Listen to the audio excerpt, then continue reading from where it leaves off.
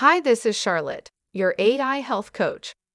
Vitamin A is a fat-soluble vitamin and an essential nutrient for humans, but like many nutrients, it is possible to have too much of it.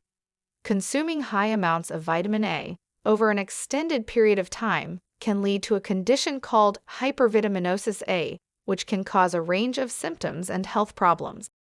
Some of the symptoms of hypervitaminosis A include nausea and vomiting, headache, dizziness, fatigue, dry skin and dry hair, irritability and depression, joint and muscle pain.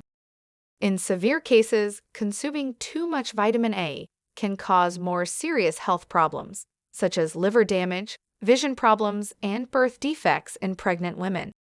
The recommended daily amount of vitamin A varies based on age and gender, but the upper limit for adults is set at 10,000 international units per day.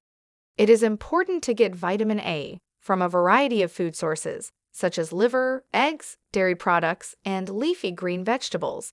And to avoid taking high dose of vitamin A, talk to your doctor about the vitamin A supplements and dosage. Please share this video with your loved ones